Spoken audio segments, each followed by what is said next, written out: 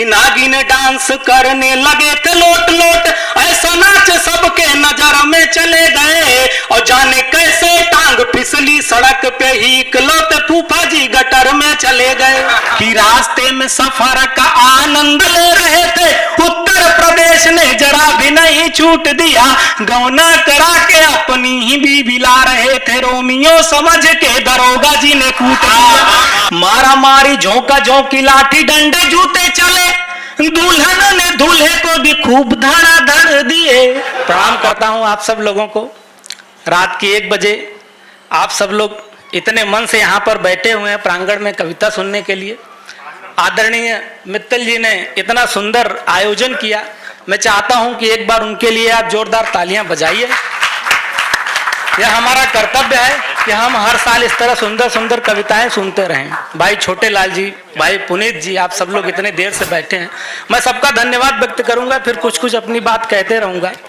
युवा कवि सम्मेलन है, हमारे युवा साथी हैं। अब युवा साथी जो है वो थोड़ा तेज चलेंगे, तो इनको आप ऐसे समझ लीजिए कि ये नए मॉडल के मोटरसाइकिल हैं और हम थोड़े पुराने हैं, तो हमको आप एलेमल वेस्पा समझ सकते हैं। धीरे धीरे हम स्टार्ट होंगे, जब स्टार्ट होंगे तो आपको पूरा मजा आएगा।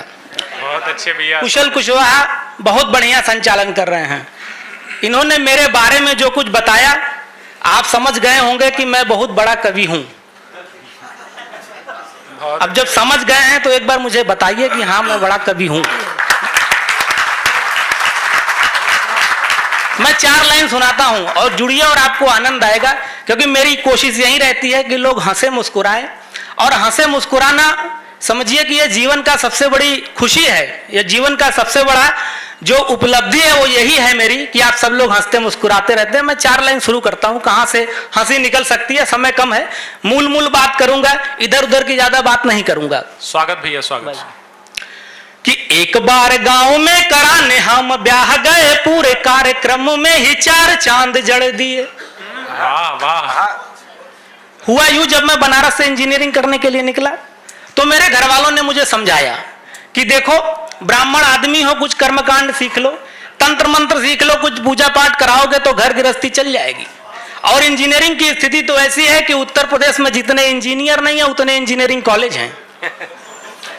वाह वाह वाह, बहुत अच्छे भैया। तो मैंने उनकी बात मान ली, लेकिन उस बात मानने में जो कॉन्फिडेंस में जो गड़बड़ हुआ वो मैं आपको बताता हूं। आप सुनिए कैसे कॉन्फिडेंस में मामला खराब होता है।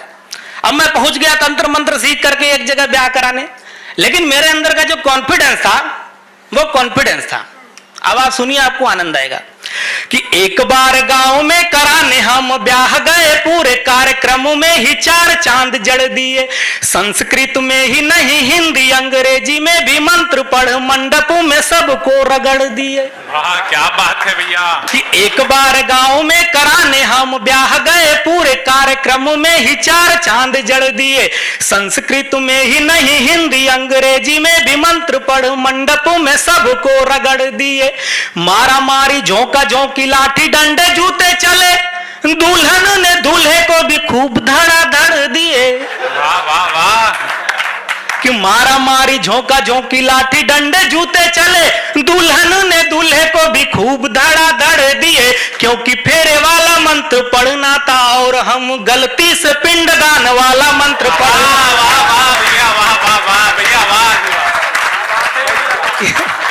ये कॉन्फिडेंस है, ये सारा मामला कॉन्फिडेंस में होता है। और गाजियाबाद के लोग तो और बड़े कॉन्फिडेंस में होते हैं। मैं आपको एक बात बताऊं, अभी गाजियाबाद में एक मास्टर जी ने एक लड़के को उठा करके पूछा कि बेटा एक बात बताओ, 1869 में क्या होता है? लड़का खड़ा हुआ, बोला गुरुजी 1869 में महात्मा गांधी जी का जन्म होता है। दूसरे को उठाते हैं, उसको कुछ पता नहीं, लेकिन उसका कॉन्फिडेंस लेवल देखिए। उसको उठा के पूछते हैं 1872 में क्या होता है? लड़का खड़ा हुआ, बोला गुरुजी 1872 में महात्मा गांधी जी 3 साल के हो गए होते हैं। बहुत अच्छे भैया, वाह वाह वाह। ये अपना अपना कॉन्फिडेंस है। एक बच्चे को मास्टर जी पढ़ाते हुए बोले देखो पढ़ाई लिखाई अपनी जगह है, ठीक है करो, लेकिन भगवान पे भरोसा रखो। अगर भगवान पे भरोसा रखोगे तो तुम्हारी सारी मनोकामना पूरी होगी। लड़का खड़ा हुआ, बोला गुरुजी खाक मनोकामना पूरी होगी, अगर पूरी होनी होती तो आपका ट्रांसफर किसी और स्कूल में हो गया होता। तो ये गाजियाबाद के बच्चे हैं, और बच्चे ही नहीं, बड़े भी बड़े टैलेंटेड हैं। मैं एक हादसा बताता हूं, कैसे बड़े भी अपने चंचलता में कैसे गड़बड़ हो जाता है मामला। आप सुनिए, हमारी शादी हुई थी गाजियाबाद में। हमारे भी एक फूफा जी हैं, आप सब लोग किसी न किसी के जरूर फूफा होंगे। हमारे बड़े कवि अध्यक्षता कर रहे हैं, बड़े भैया अजात शत्रु जी। मैं आपका ध्यान चाहूंगा, आप भी किसी न किसी के जरूर फूफा होंगे। और 4 लाइनें सुनिए, बिल्कुल आनंद आएगा। मैं बता रहा हूं सही, मुझे तो कभी कभी ऐसा लगता है कि शत्रुघ्न सिन्हा जी मोदी जी के पिछले जन्म में फूफा ही रहे होंगे। बहुत अच्छे, वाह भैया, वाह वाह वाह। ऐसी ऐसी स्थिति हो जाती है। तो सुनिए, आप जुड़िए, आनंद लीजिएगा। ऐसी घटनाएं हो जाती हैं। आप लोग बारात में जाते हैं, क्या हो सकता है कि सूट बूट पहन के सेंट वेंट मारवार फूफा मेरी शादी में शहर में चले गए। वाह वाह वाह। कि सूट बूट पहन के सेंट वेंट मारवार फूफा मेरी शादी में शहर में चले गए। घुड़ चढ़ी वक्त बुआ संग नाचने लगे तो शर्मा के आधे लोग घर में चले गए। वाह वाह वाह। कि सूट बूट पहन के सेंट वेंट मारवार फूफा मेरी शादी में शहर में चले गए। घुड़ चढ़ी वक्त बुआ संग नाचने लगे तो आधे लोग शर्मा के घर में चले गए। और नागिन डांस करने लगे थे लोट लोट। क्या बात है, वाह वाह वाह। कि नागिन डांस करने लगे थे लोट लोट। ऐसा नाचे सबके नजर में चले गए। कि नागिन डांस करने लगे थे लोट लोट। ऐसा नाच सबके नजर में चले गए। और जाने कैसे टांग फिसली सड़क पे ही इकलौते फूफा जी गटर में चले गए। ऐसे ऐसे हादसे हो जाते हैं। हम तो हादसों के शहर में रहते हैं। साहब एक बात बताऊं, मैं जो कविता पढ़ता हूं आनंद के लिए पढ़ता हूं। मैं आनंद का कवि हूं। मेरे कविता का जो मकसद है वो जन जागरण, लोक जागरण है। अगर इसमें आप सब लोगों को कोई टैलेंट वाली बात मिल जाती है तो ये आप सब लोगों का टैलेंट है, क्योंकि मैं इसके लिए कोई विशेष मेहनत नहीं करता। देखिए, ज्ञानी लोग कहां कहां से ढूंढ लेते हैं। आजकल तो ऐसे भी ज्ञानी हैं जो तू तारा में भी अनुप्रास अलंकार ढूंढते हैं। तो ये ऐसा जमाना चल रहा है, इसमें हम कुछ नहीं कर सकते। पूरा देश ज्ञानियों से भरा है। मैं एक और टैलेंटेड आदमी से आपको मिलवाता हूं। पुनीत जी सुनिए, पिछले साल उत्तर प्रदेश में सत्ता परिवर्तन हुआ, योगी जी सरकार में आए। योगी जी सरकार में आकर के कई सारी योजनाएं लागू की। आप सबको योजना पता है, उसमें किसका फायदा हुआ किसका नुकसान ये तो मुझे नहीं पता, लेकिन एक मेरे मित्र का नुकसान हो गया। 4 लाइनें सुनाता हूं, सुनिए और आनंद लीजिए। स्वागत भैया। कि रामलाल ससुराल से चले जो घर को तो सोचते ही रहे प्रभु बंधन अटूट दिया। रामलाल ससुराल से चले जो घर को तो सोचते ही रहे प्रभु बंधन अटूट दिया। मान सम्मान मिला साला सरहज से वो सास ने घड़ी दिया और ससुर ने सूट दिया। रास्ते में सफर का आनंद ले रहे थे। कि रास्ते में सफर का आनंद ले रहे थे, उत्तर प्रदेश ने जरा भी नहीं छूट दिया।